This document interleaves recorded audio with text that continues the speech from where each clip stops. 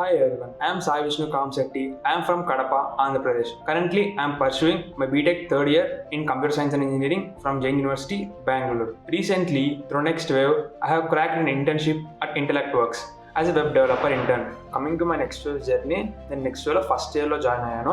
First ఇయర్లో join అవ్వడం వల్ల యూజ్ ఏంటంటే కాన్సెప్ట్స్ని మనం స్లోగా నేర్చుకుంటాము. నేను ఇప్పటిదాకా NextWaveలో HTML, CSS, Bootstrap, JavaScript, Python and Node.js and React.js నేర్చుకున్నాను. సో ఈ స్కిల్స్ నేను నేర్చుకోవడం వల్ల మా ఫ్రెండ్స్లో చాలా అహెడ్లో ఉన్నాను.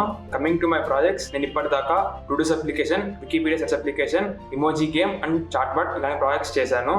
ఈ ప్రాజెక్ట్స్ చేసిన ఎక్స్పీరియన్స్తో నేను ఇంటర్న్షిప్ని చాలా ఈజీగా క్రాక్ చేయగలిగాను. నేను NextWaveలో డైలీ 2 hours టైం స్పెండ్ చేస్తాను ఇన్ డూయింగ్ కోడింగ్ ప్రాక్టీసెస్ కానీ, అసైన్మెంట్స్ కానీ, కోడింగ్ టెస్ట్ కానీ, చీట్ షీట్స్ రిఫర్ చేయడం కానీ. నేను ఎవ్రీ వీక్ జరిగే పాడ్కాస్ట్ కానీ, ఎక్స్పీఎం క్లాస్ కానీ మిస్ అవ్వకుండా వింటాను. అండ్ రికార్డింగ్ సెషన్స్ కాబట్టి అర్థం అవ్వకపోతే మళ్ళీ మనం రీవిజిట్ చేయొచ్చు.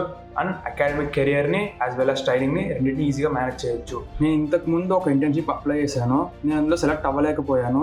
ఆ టైంలో నేను డిప్రెస్ కూడా ఏం అవ్వలేదు, ఎందుకంటే మన ప్లేస్మెంట్కి మనకి ఎన్ నెంబర్ ఆఫ్ ఆపర్చునిటీస్ని ప్రొవైడ్ చేస్తున్నారు.